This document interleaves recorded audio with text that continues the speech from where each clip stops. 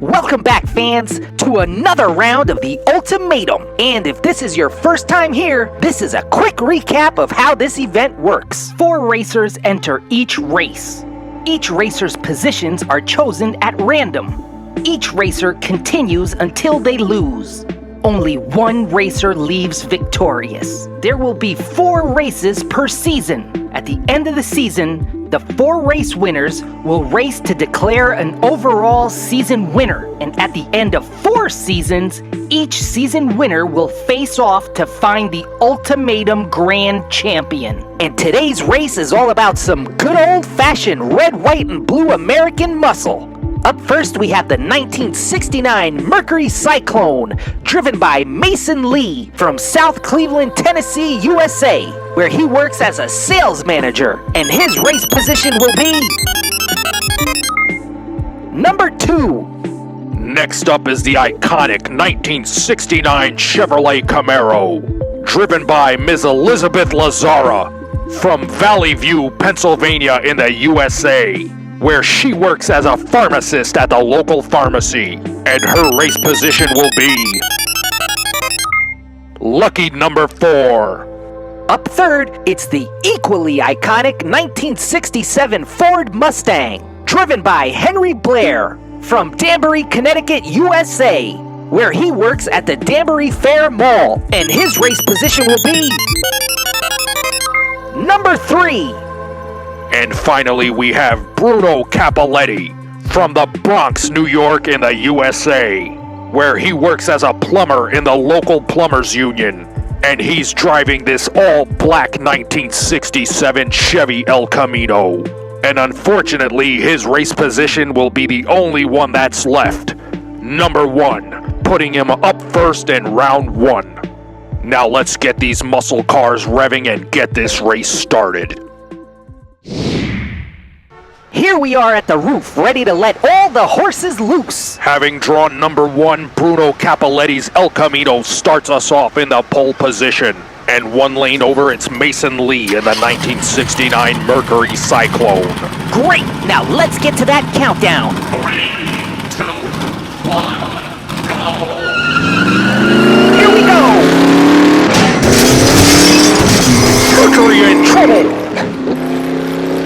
That cyclone turns into an inferno! More trouble on the jump! But he's back on his heels, able to burst it across the line into the safety tires. Wow, that was a lot of action. Let's see it again in the replay. These muscle cars definitely brought the heat, Barry! I already know where you're gonna go with this. Especially Mason Lee in the Mercury Cyclone, because he totally lost it in the Sidewinder as Bruno's El Camino burned rubber through the turns. See what I did there? I bet you thought when I said heat, that was gonna lead me to joke about the cyclone catching on fire, but I said burning rubber instead. I bet you weren't expecting that joke. You're right, Al. I never, ever expect a joke from you. And until now, I've never been disappointed. Wow! Thanks, Barry. I think. Well, someone else who had a problem with his expectations was Bruno Capoletti, because he went head over heels trying to land that jump. But yet somehow he was able to get that El Camino back on its wheels, and even though he couldn't get it pointed in the right direction, he was able to rip across the line where the safety tires were waiting to bring him to a stop. Well, one place the El Camino is not stopping is on the scorecard, because with that win, he moves on to round 2. Back at the roof for round 2. Bruno Capoletti keeps his spot in the pole position. Henry Blair in his 1967 Mustang joins us in lane 2. Now everyone join me as I hit that countdown button. 3, 2, 1, go! Let's go! They're both through! Mustang in the lead! The Mustang is over and Bruno slams into him, and once again is across the line and into the safety tires. I want to see that one again, Barry. I'm sure we all do, Al. That one was So close, Barry. The Mustang started to pull away as he came down Beacon Hill. And Bruno Capoletti gave that El Camino everything it had to catch up going around the Sidewinder. But Henry Blair in the Mustang had a huge lead going into the jump.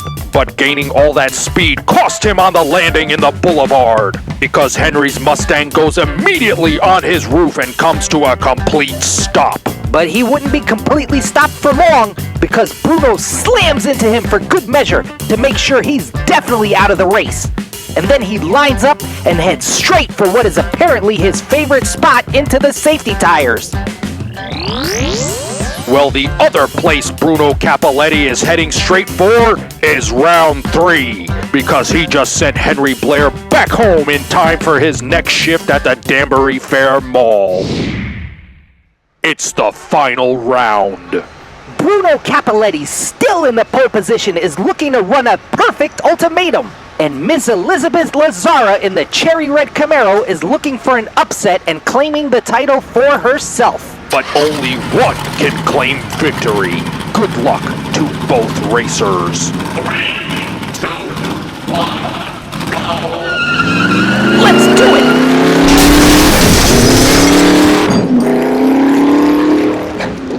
Lazara goes from cherry red to fire red. Bruno over the jump. Here he comes, straight as an arrow. Wow! One last replay, Al. That was awesome, Barry. They were bumper to bumper coming down Beacon Hill. But then the Sidewinder took the biggest bite out of any racer I've ever seen, because it looked like Miss Elizabeth came immediately flipping into the turns, and she left bits of her car, rubber, and the track trailing behind her. And for the second time today, the Sidewinder left its victim in a blaze of glory. And someone who was looking for a bit of his own glory was Bruno Capoletti. Knowing he had this race in the bag, he easily sails over the jump. And knowing he's all alone, he gently lands that El Camino and lines up with the checkered line for a beautiful finish. It's more than just a beautiful finish. It's a perfect finish, because he just ran the ultimatum. 3 up, 3 down. What a race! With all the fires today, too bad Bruno is a plumber and not a fireman. Oh, I'm sure there's plenty of leaks for that plumber Bruno to take care of, because his opponents must all be crying on their ways home from the annihilation they just suffered. That was awesome, Barry. Bruno definitely deserves his spot in the season finals. Yes, but we have 2 more in-season races before we get to the finals. However, if you liked today's race, please leave us a comment and hit that like button and share this video with all your friends. And if you're new here, please subscribe to our channel so you could watch all our other events and tournaments. And be sure to join us next time we return to the Ultimatum, when the speed will be out of control, as all our racers will be track spec race cars. In the meanwhile, be sure to check out our playlists to catch up on all our other tournaments and events. And if that's still not enough Scrapyard Diecast racing action for you, check out our shorts channel and subscribe.